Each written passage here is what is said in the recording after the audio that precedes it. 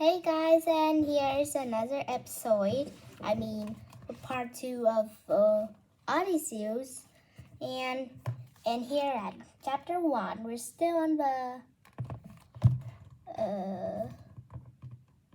where is it? I on the land of the dead or something. Let me just. Oh, I think it is. Oh, the land of the dead. Okay, so chapter 1, we're still on the land of the dead. And now chapter 2, let's go on. With a warning ringing in my ears, we left the land of the dead and sailed on. Circe had told me that another danger lay ahead. The sirens. The sirens?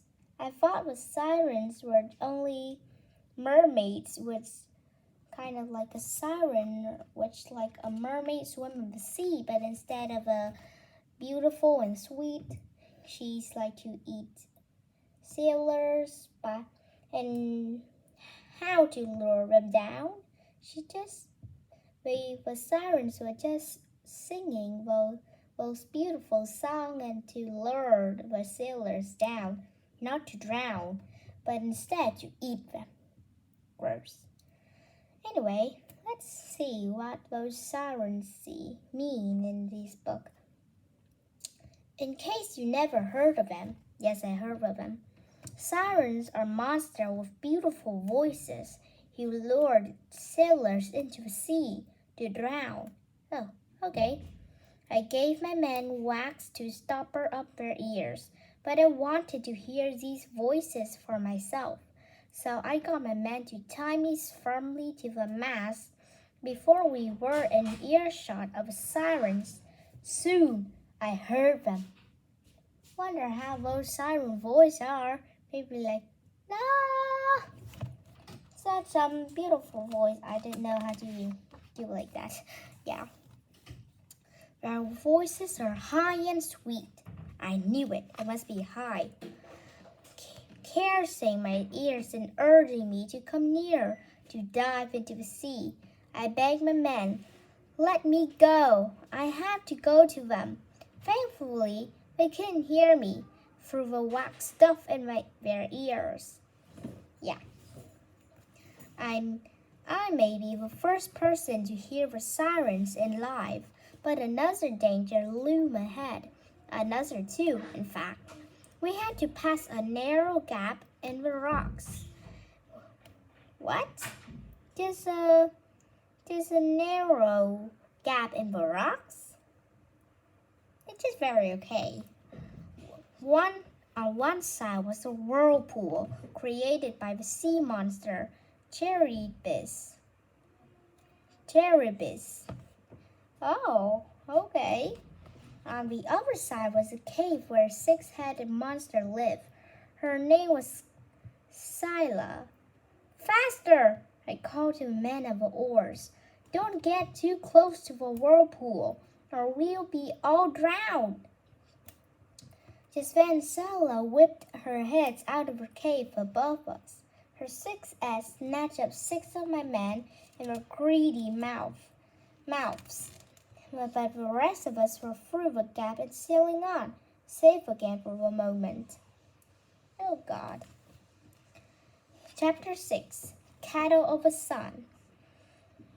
We stopped of a night on an island full of golden cattle. Seeing their shining skins, I guess they're cattle of the sun god, Helios, that Tyreus has warned me about. I addressed my man in my sternest voice. Whatever you do, do not eat these cattle.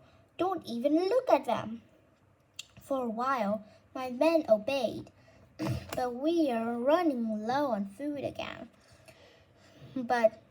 And my men began to mutter, if we starve, we'll be dead anyway. I only have a word of dead man for it too. The next day, I smelled roasting meat.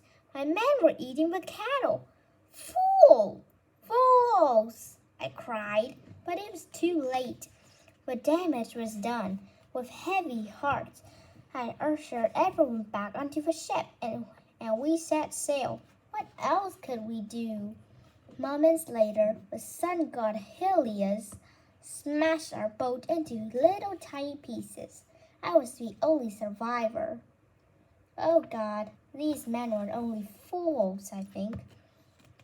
I found myself shipwrecked on an island where taken prisoner by a magical woman named Calypso. I spent 7 long years here, pining for home, until the great god Zeus sent a messenger to free me, and so here I am. Oh, okay. Chapter 7. Ithaca at last. Ooh, you're going back home, aren't you?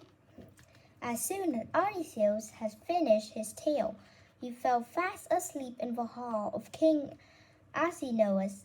The king ordered his guards to take poor Odysseus home at once. Still fast asleep, Odysseus was carried on board a ship. When he awoke, he was on the shore of a land he thought he recognized. With tears in his eyes, he realized, "It's Ithaca!" He kissed the ground with joy.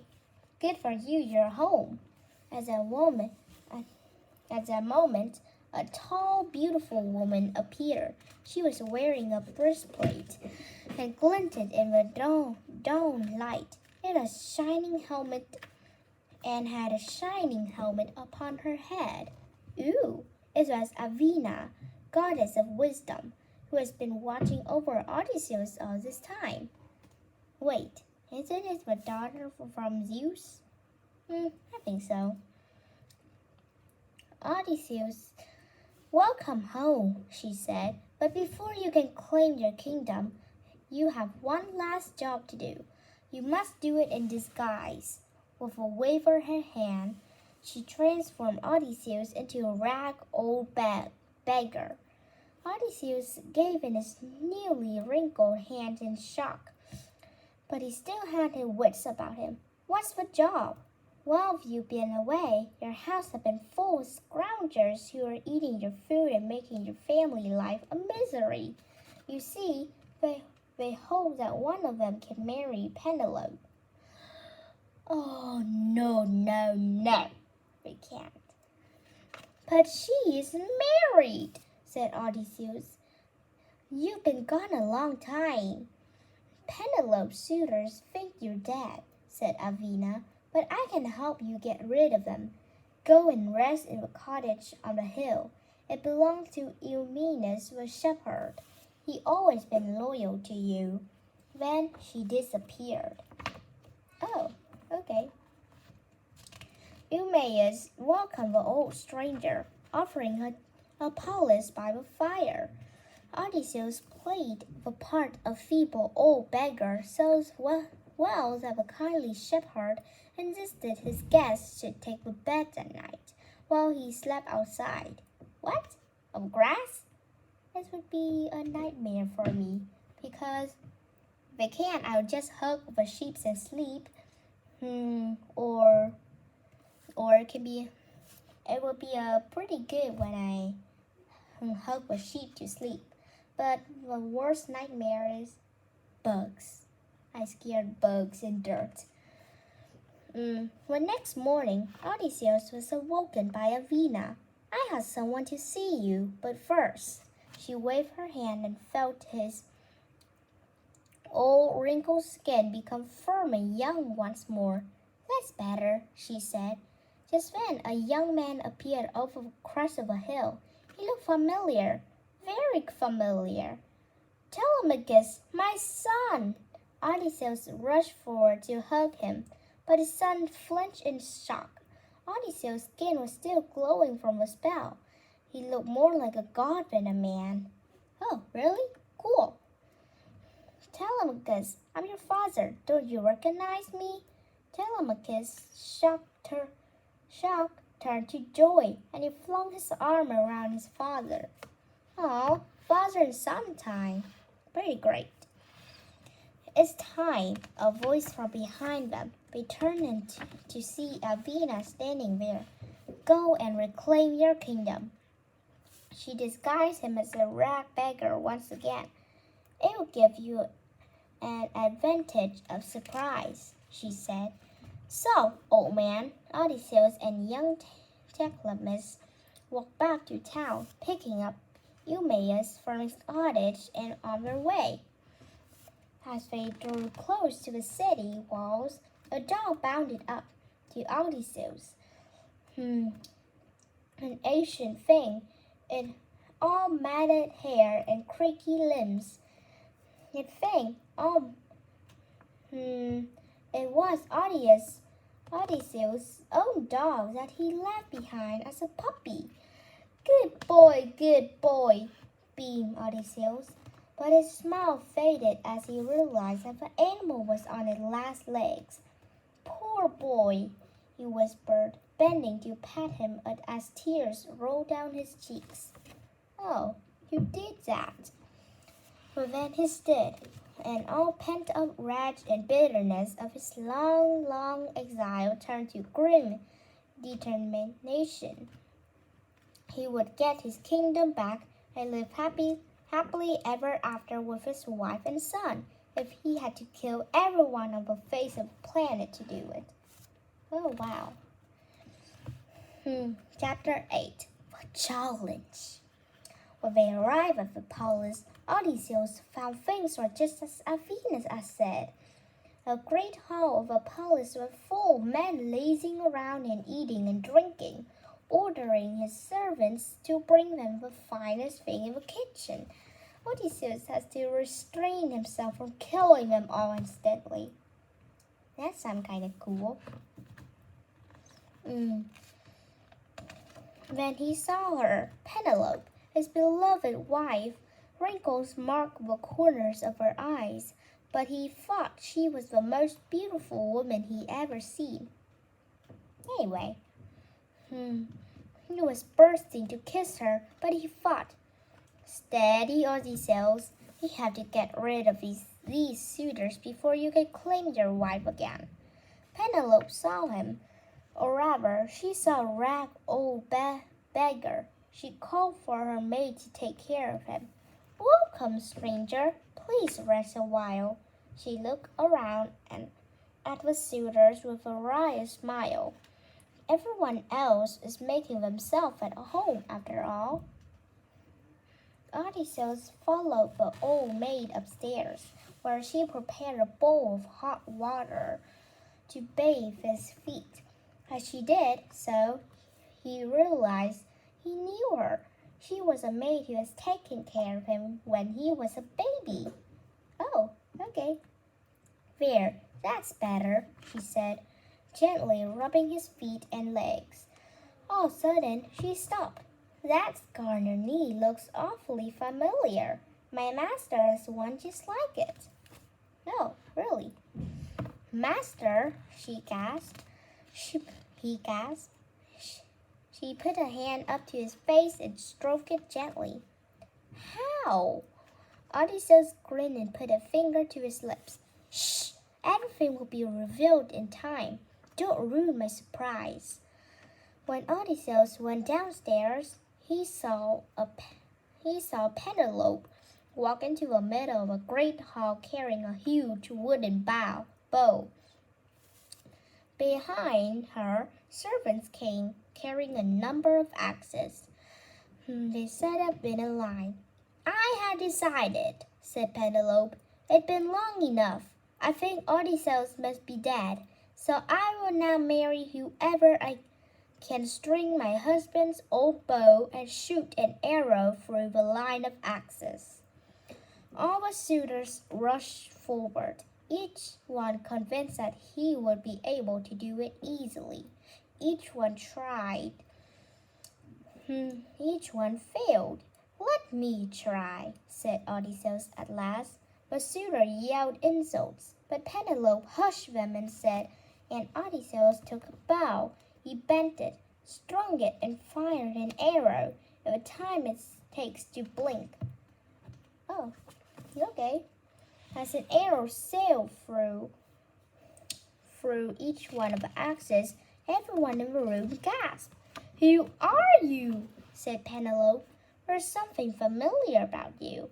Odysseus took her hand and kissed it, then turned to address the whole room. "I am King Odysseus," he said, "and I'm here to claim a kingdom." The suitor roared in confusion and anger. Odysseus strung his bow once more and fired it into a crowd of suitors. Telemachus and Eumaeus, who was looking very surprised, backed him up, armed with spears that Telemachus had hidden earlier. The suitor howled, "Two old men and a boy against all of us! We'll slaughter you!" But as they attacked, they found that none of their blows hit home. In the corner, the goddess Athena watched quietly. Each time the suitors tried to strike, she made a gesture that sent their weapons glancing off target. Oh, okay. The battle was almost before it began. Odysseus was victorious. Athena touched his forehead. The old beggar became a mighty king once more.